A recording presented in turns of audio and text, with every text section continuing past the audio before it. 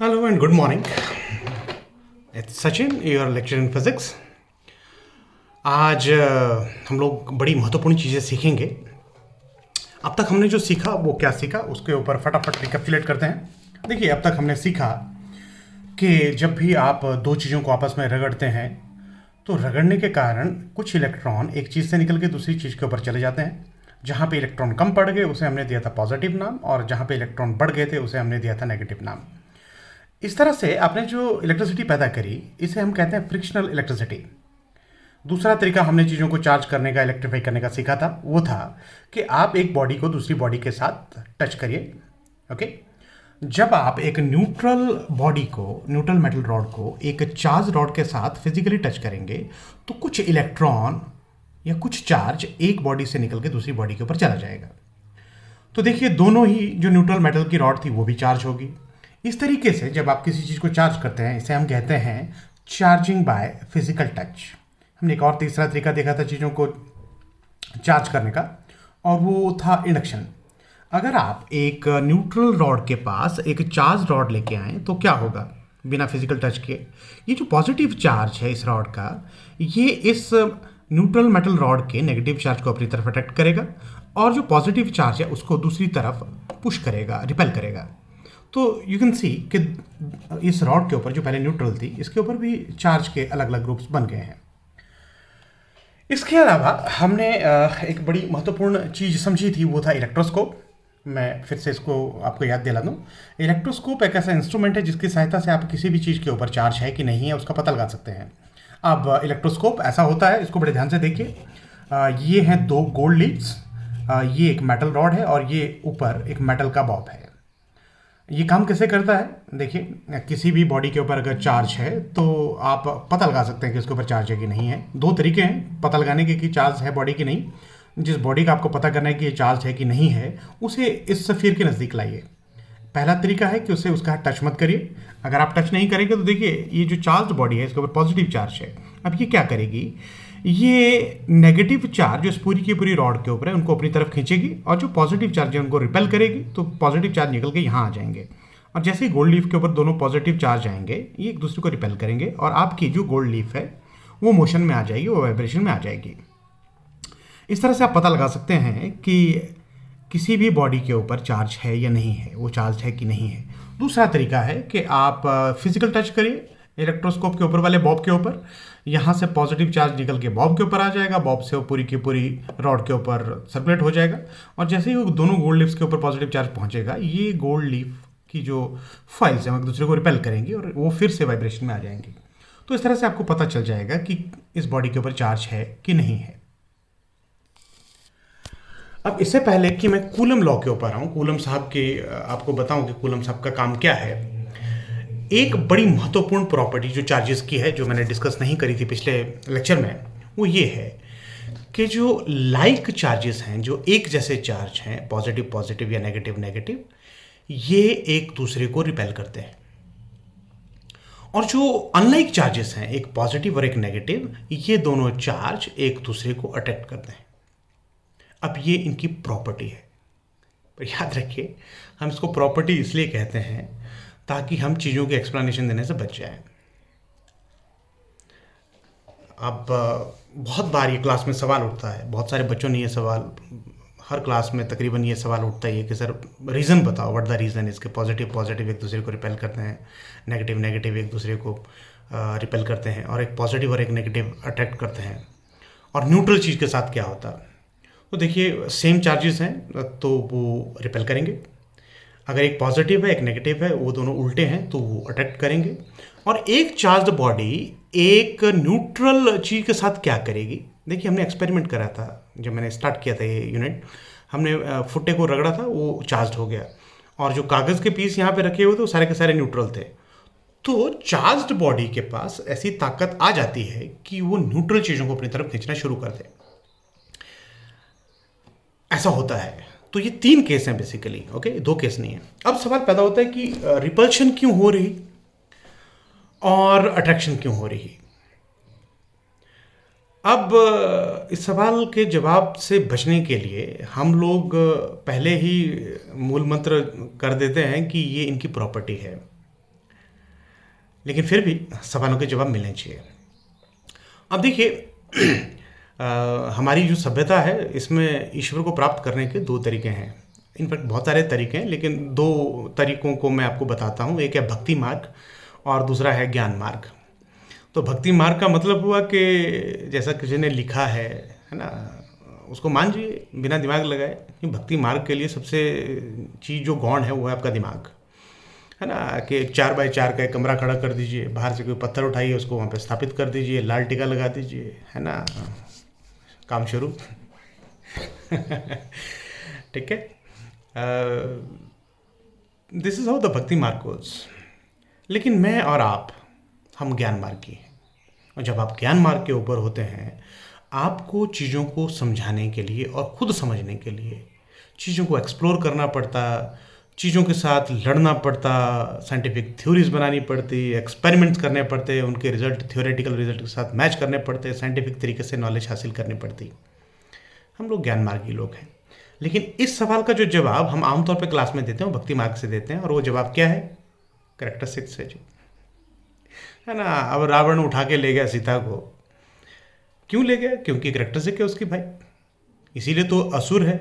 ऐसे उटपटांग काम नहीं करेगा, ऋषियों को नहीं मारेगा या लोगों की औरतों को उठा के नहीं ले जाएगा तो सुर नहीं हो गया, देवता नहीं हो गया।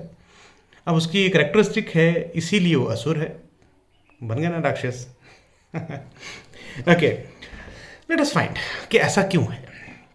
देखिए, क्लासिकल मैकेनिक्स के आधार के ऊपर हम इसका जवाब नहीं दे सकते। इसके लिए हमें क्वांटम मैकेनिक्स समझना पड़ेगा। आपको याद है +1 लेवल पे आपने 4 बेसिक फोर्सेस पढ़ी थी। पहली थी ग्रेविटेशन, दूसरी थी स्ट्रॉन्ग न्यूक्लियर फोर्स, तीसरी थी इलेक्ट्रोमैग्नेटिक फोर्स और चौथी थी वीक न्यूक्लियर फोर्सेस। और आपको +1 लेवल पे ये भी समझाया गया था कि ये जो चारों की चारों फोर्सेस हैं ये वास्तव में एक्सचेंज फोर्सेस हैं। कुछ ना कुछ एक्सचेंज होता है दो चीज़ों के बीच में, जिनके बीच में कोई भी फोर्स एग्जिस्ट कर रही है। जैसे ग्रेविटेशन है, ग्रेविटेशन दो चीज़ों के बीच में क्यों है? क्योंकि एक फंडामेंटल पार्टिकल जिसका नाम है ग्रेविटॉन, वो लगातार एक्सचेंज होता है उन दो चीज़ों के बीच में जिनमें ग्रेविटेशनल फोर्स है। इसी तरह आपकी जो न्यूक्लियर फोर्स है, स्ट्रॉन्ग न्यूक्लियर फोर्स है, वहाँ पे भी एक फंडामेंटल पार्टिकल जिसका नाम है पाई मिजॉन, वो लगातार न्यूक्लियॉन्स के बीच में एक्सचेंज होता है। इलेक्ट्रोमैग्नेटिक वेव, इलेक्ट्रोमैग्नेटिक फोर्स क्यों एग्जिस्ट करती है दो चीज़ों के बीच में? क्योंकि एक फंडामेंटल पार्टिकल जिसका नाम है फोटोन, वो लगातार एक्सचेंज होता है दो चीज़ों के बीच में। तो याद रखिए, ये जो फोर्स ऑफ अट्रैक्शन या रिपल्शन है, इसमें एक फोटोन लगातार एक्सचेंज हो रहा है उन दो चीज़ों के बीच में जिनके बीच में इलेक्ट्रोस्टैटिक या इलेक्ट्रोमैग्नेटिक फोर्स, कोई भी फोर्स काम कर रही है। ओके, अब सवाल पैदा ये होता है कि अगर रिपल्शन हो रही है या अट्रैक्शन हो रही है, तो क्या जो फोटोन एक्सचेंज हो रहा है उसका करैक्टर बदल गया? हो सकता है। अब इसको फिर क्लासिकली समझते हैं। देखिए, एक पॉजिटिव चार्ज, एक पॉजिटिव चार्ज, ये दोनों पॉजिटिव चार्ज है। ओके, इनको ऐसा समझ लीजिए कि ये दो लोग हैं जो नाव के अंदर खड़े हुए हैं नदी के अंदर। ओके, अब देखिए, जो फोटोन है वो एक बास्केटबॉल की तरह भी काम कर सकता है और एक बूमरैंग की तरह भी काम कर सकता है। पहले समझते हैं बास्केटबॉल की तरह कैसे काम कर रहा है। अब देखिए, ये पॉजिटिव चार्ज है, ये पॉजिटिव चार्ज है, दो बंदे हैं। ओके, दोनों का थोबड़ा एक दूसरे की तरफ को है और ये नाव के अंदर खड़े हैं नदी के अंदर। इस बंदे ने बास्केटबॉल फेंका इस बंदे की तरफ, फोटोन। ओके, अब देखिए, जब ये इस तरफ को फेंकेगा बास्केटबॉल, जाहिर है इसकी नाव पीछे की तरफ हटेगी। आपको पता है इस बात का, है ना, आपने न्यूटन के लॉ पढ़े हुए हैं पिछली क्लास में। जब ये बंदा रिसीव करेगा इस बास्केटबॉल को, इसकी नाव भी पीछे की तरफ जाएगी क्योंकि फोर्स इस तरफ को है। अब देखिए, जब ऐसा हुआ तो ये दोनों नाव क्या हुई? एक दूसरे से दूर हुई। This is how we explain the repulsion. Okay, अब एक पॉजिटिव चार्ज है, एक नेगेटिव चार्ज है। उसका मतलब क्या हुआ? इसका मतलब ये हुआ कि एक बंदा इसका थोबड़ा इस तरफ को है, इसका चेहरा इस तरफ को है, तभी है ना, एक पॉजिटिव एक नेगेटिव। ओके, अब देखिए, इस बंदे को फोटोन इस वाले बंदे तक पहुंचाना है ना। अब बास्केटबॉल की तरह काम नहीं कर सकता फोटोन। फोटोन को एक बूमरैंग की तरह काम करना पड़ेगा। बूमरैंग समझते हैं? नहीं। ओके, जब हम लोग छोटे बच्चे थे तो एक बड़ा चर्चित सीरियल आता था टीवी के ऊपर, दूरदर्शन के ऊपर, जंगल बुक्स। तो उसका जो मेन कैरेक्टर था, ही वाज मोगली। और हम उसका जो टाइटल सॉन्ग था उसको सुन के ना बड़े खुश होते थे। समझ आज तक भी नहीं आया वो टाइटल सॉन्ग, मुझे याद है अब तक। जंगल जंगल बात चली है, पता चला है एक, चड्डी पहन के फूल खिला है, फूल खिला है। अब फूल चड्डी पहन के कैसे खिलाए मुझे आज तक समझ में नहीं आया। खैर मरने दो, उनकी चड्डी थी, है ना, वो फूल जाने। लेकिन उसके पास एक इंस्ट्रूमेंट होता है। इंस्ट्रूमेंट क्या, वो इस तरह का, मतलब इसको मोड़ के देख लीजिए आप, है ना, वो इस तरह से उसको फेंकेगा और फेंकने के बाद वो फिर घूम के वहीं पे आ जाएगा। ओके, अब इन द केस ऑफ रिपल्शन जो फोटोन है वो एक बूमरैंग की तरह काम करता है। ओके, अब देखिए ये है सिचुएशन, ये नाव है, ये दोनों बंदे नाव के ऊपर है, एक का चेहरा उस तरफ को है, दूसरे का चेहरा इस तरफ को है। ओके, अब इस बंदे ने बूमरैंग फेंका। जब इसने बूमरैंग आगे की तरफ फेंका तो जाहिर है नाव इस तरफ को टिल्ट करेगी। ओके, अब देखिए बूमरैंग घूम के बाद इस बंदे के पास आना चाहिए। ओके, इस बूमरैंग को पकड़ने के लिए इसको थोड़ा सा पीछे की तरफ होना पड़ेगा और ये जैसे ही इसको कैच करेगा बूमरैंग की फोर्स क्या करेगी, इसको पीछे की तरफ ड्रिफ्ट करेगी। ओके, तो ये दो बंदे पहले यहां खड़े थे, बूमरैंग के चक्कर में क्या हुआ, they come close. This is how attraction between two opposite charges is explained. हालांकि ये जो मैंने आपको तरीका समझाया ये भी कोई बहुत बढ़िया तरीका नहीं है चीज़ को समझाने का, क्योंकि फिर मैंने क्लासिकल चीज़ें इस्तेमाल करी। ओके, जो असली बात है वो मैं आपको अभी समझा भी नहीं पाऊंगा, लेकिन फिर भी याद रखिए सारा का सारा खेल फोटॉन्स का है। ओके, और फोटोन के बारे में आप +2 लेवल के ऊपर एक हल्का सा एलिमेंट्री आइडिया लेंगे यूनिट नंबर 7 और 8 में कि फोटोन क्या है। अभी तक आपको फोटोन का पता है, छोटा मोटा आइडिया आपको है कि फोटोन एक एनर्जी का क्वांटा है, एक एनर्जी का पैकेट है। ये एक न्यूट्रल पार्टिकल है जिसके ऊपर कोई चार्ज नहीं है। ओके, और मेरे ख्याल से इतना ही आपको आइडिया है। हम समझाते भी इतना ही हैं +2 लेवल के ऊपर, क्योंकि इससे ज़्यादा हमें समझाने की ज़रूरत भी नहीं है। लेकिन फिर भी आपको ये समझना पड़ेगा कि फोटोन को एक न्यूट्रल पार्टिकल छोड़ के, जो तभी एग्जिस्ट करता है जब वेलोसिटी में है, उसका रेस्ट मास 0 है ना, मास जैसे ही रेस्ट के ऊपर वो आएगा वो ख़त्म हो जाएगा पार्टिकल, यहीं तक छोड़ना ठीक नहीं है। सच्चाई ये है कि जो फोटोन है जब आप इसको स्ट्रॉन्ग मैग्नेटिक फील्ड से पास करते हैं, इसके अंदर भी नेगेटिव और पॉजिटिव चार्ज का क्वोशंट है। ओके, अब इसको मैं आपको यहाँ एक्सप्लेन करता हूँ। ये मान लीजिए कोई सोर्स है फोटोन का। ओके, दिस इज सोर्स, और यहाँ आपने बड़ी स्ट्रॉन्ग मैग्नेटिक फील्ड अप्लाई करी। ओके, तो जब स्ट्रॉन्ग मैग्नेटिक फील्ड अप्लाई करते हैं हम लोग फोटोन के ऊपर, तो फोटोन का जो नेगेटिव चार्ज क्वोशंट है और जो पॉजिटिव चार्ज क्वोशंट है वो इस तरह से मूव करते हैं। ये देखिए एक फोटोन है, इस फोटोन का ये नेगेटिव चार्ज क्वोशंट है। ओके, एक को मान लीजिए आप ये नेगेटिव चार्ज क्वोशंट है और ये पॉजिटिव चार्ज हिस्सा है इसका। ओके, तो वेलोसिटी इस दिशा में है फोटोन की। ओके, अब देखिए नेगेटिव चार्ज और पॉजिटिव चार्ज क्वोशंट का मतलब क्या हुआ कि जो नेगेटिवली चार्ज हिस्सा है फोटोन का वो क्लॉकवाइज घूम रहा है। ओके, और जो पॉजिटिवली चार्ज है वो एंटी क्लॉकवाइज घूम रहा है। ओके, अब ये दोनों जो चार्ज क्वोशंट्स हैं, जो हिस्से हैं फोटोन के, ये एक हेलिकल पाथ फॉलो करते हैं आगे की तरफ बढ़ने के लिए। और ये जो डायग्राम मैंने आपको बताई, इस डायग्राम को हम लोग कहते हैं ट्रांसवर्स इलेक्ट्रोमैग्नेटिक डायग्राम। ओके, सारा खेल यही है। ओके, लेकिन इस खेल को आगे समझाने के लिए मुझे दो बड़ी महत्वपूर्ण चीज़ें आपको समझानी पड़ेंगी। एक है फाइनमैन डायग्राम, ओके, और दूसरा है क्वांटम मैकेनिक्स की बॉर्न अप्रोक्सीमेशंस। ओके, अब बॉर्न अप्रोक्सीमेशंस मैंने तब पढ़ी थी जब मैं MSc 4th सेमेस्टर में था और एडवांस क्वांटम मैकेनिक्स का पेपर दे रहा था।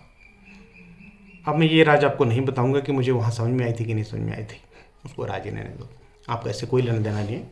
ओके, तो मैं उम्मीद करता हूँ कि आपको समझ में आया कि कैसे है। ओके, अब इसको और आगे समझ लीजिए थोड़ा सा कि हम इसको रिप्रेजेंट कैसे करते हैं। ओके, ये मान लीजिए है एक पॉजिटिव चार्ज और ये है एक पॉजिटिव चार्ज। मैं इसका नाम रख लेता हूँ A, इसका नाम रख लेता हूँ B। ओके, अब देखिए B लगातार इलेक्ट्रोस्टैटिक फोर्स इसके ऊपर A के ऊपर अप्लाई कर रहा है, तो जाहिर है ये जो रिपल्शन की फोर्स है इसकी दिशा ये होगी। मैं इसका नाम रख लेता हूँ FBA। FBA वो फोर्स है जो पार्टिकल B लगा रहा है A के ऊपर।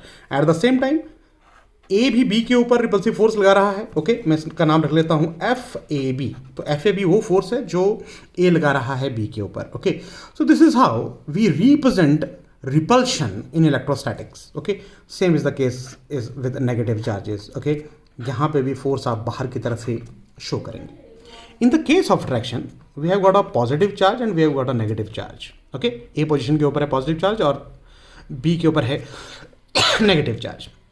इन दिस केस जो फोर्स AB है वो इनवर्ड होगी, अंदर की तरफ लगेगी। इसी तरह जो फोर्स एफ बी है वो भी अंदर की तरफ लगेगी। Okay, so you will remember this thing कि रिपल्शन के लिए फोर्सेस हम बाहर की तरफ को करेंगे। Okay, this is what we call push. और अट्रैक्शन के लिए हम लोग ये जो फोर्सेस हैं इनकी दिशा अंदर की तरफ करेंगे। This is what we call pull. Okay, so this is how we explain the term attraction and repulsion. Okay, मैं उम्मीद करता हूं आपको ये समझ में आई। हालांकि फिर याद रखिए, हम इस सवाल से बचने के लिए कहते हैं कि ये चार्ज की करैक्टरिस्टिक है। भक्ति मार्ग आ गया, मान लो। अब हम समझते हैं एक बड़ा महत्वपूर्ण लॉ। एक बड़े महान वैज्ञानिक हुए, उनका नाम था कूलम। कूलम साहब ने बहुत लंबे वक्त तक चार्ज्ड बॉडी के ऊपर खूब सारे एक्सपेरिमेंट्स करे, और जब वो एक्सपेरिमेंट का अल्टीमेटली वो एक रिजल्ट के ऊपर पहुंचे जिसे हम लोग आज की दुनिया में जानते हैं कूलम्स लॉ के नाम से। कूलम साहब ने कहा कि मान लीजिए दो चार्जेस हैं आपके पास, Q1 और Q2, और वो एक दूरी r से डिस्टेंट है ना, उनके बीच की जो आपस की जो दूरी है वो r है। तो ये जो चार्जेस हैं दो, ये एक दूसरे के ऊपर फोर्स एक्सर्ट करेंगे। अगर ये दोनों चार्जेस एक तरह के हैं, मतलब पॉजिटिव पॉजिटिव हैं या नेगेटिव नेगेटिव हैं, तो ये रिपेल करेंगे एक दूसरे को। ओके, और अगर एक पॉजिटिव है दूसरा नेगेटिव है, तो ये एक दूसरे को अट्रैक्ट करेंगे। तो कूलम साहब ने कहा कि ये जो फोर्स ऑफ अट्रैक्शन या रिपल्शन इन दोनों चार्जेस के बीच में है। ओके, ये दो चार्जेस हैं Q1 और Q2, और इनके बीच की दूरी है r। तो कूलम साहब ने कहा कि ये जो फोर्स है ये डिपेंड करती है दो चीज़ों के ऊपर। जो पहली चीज़ है वो है कि इन चार्जेस का मैग्नीट्यूड कितना है। अगर Q1 Q2 का मैग्नीट्यूड बहुत ज़्यादा है, उनके बीच की जो फोर्स है वो बहुत ज़्यादा होगी। अगर Q1 Q2 का मैग्नीट्यूड कम है, तो ये कम फोर्स एक्सर्ट करेंगे एक दूसरे के ऊपर। मैथमेटिकली मैं स्टेटमेंट को ऐसे लिख लेता हूँ कि जो फोर्स है वो डायरेक्टली प्रोपोर्शनल है प्रोडक्ट ऑफ चार्जेस के। F is directly proportional to Q1 into Q2। Okay, इसका मतलब ये हुआ कि Q1 Q2 का अगर मैग्नीट्यूड ज़्यादा है, इनके बीच में ज़्यादा फोर्स होगी। अगर ये मैग्नीट्यूड कम है, इनके बीच में कम फोर्स होगी। दूसरी बात कूलम साहब ने कही कि ये जो फोर्स है ये इन्वर्सली प्रोपोर्शनल है डिस्टेंस ऑफ सेपरेशन के स्क्वायर के। ओके, मैं इसको मैथमेटिकली ऐसे लिख लेता हूँ कि जो फोर्स है वो इन्वर्सली प्रोपोर्शनल है square of distance of separation. इसका मतलब क्या हुआ? इसका मतलब ये हुआ कि r की वैल्यू जैसे जैसे बढ़ेगी, f की वैल्यू वैसे वैसे घटेगी। यानी कि दूरी अगर बढ़ेगी दोनों चार्जेस के बीच में, तो फोर्स की वैल्यू कम होगी, और दूरी अगर घटेगी तो फोर्स की वैल्यू बढ़ जाएगी। ओके, इन दोनों इक्वेशंस को मैं इकट्ठा करके लिख सकता हूं कि F is directly proportional to Q1 Q2 upon r square. Okay, अब हमें पता है कि जब भी हम डायरेक्टली प्रोपोर्शनल का साइन हटाएंगे और इक्वेशन में इक्वल टू का साइन इंट्रोड्यूस करेंगे, मुझे इक्वेशन के राइट हैंड साइड में किसी कांस्टेंट ऑफ प्रोपोर्शनलिटी से मल्टीप्लाई करना पड़ेगा। मान लीजिए वो कांस्टेंट ऑफ प्रोपोर्शनलिटी है के, मैं लिखूंगा F बराबर है Q1 Q2 upon r square into a constant of proportionality that is k। Okay, अब ये जो k है इसे हम कहते हैं इलेक्ट्रोस्टैटिक कांस्टेंट, और इसकी जो वैल्यू होती है एक्सपेरिमेंटल रिजल्ट से वो होती है 1/4 पाई एप्सिलॉन। ओके, अब ये एप्सिलॉन क्या है? इसे हम कहते हैं परमिटिविटी। ओके, तो देखिए ये एप्सिलॉन बहुत ज़बरदस्त चीज़ है कि ये है क्या। We call it permittivity. Okay, अब ये परमिटिविटी का क्या मतलब है इसको भी समझ लीजिए। देखिए, हमने इस बात को समझा कि दो चार्जेस के बीच में जो फोर्स का खेल चल रहा है वो क्यों चल रहा है, क्योंकि फोटोन लगातार एक्सचेंज हो रहे हैं।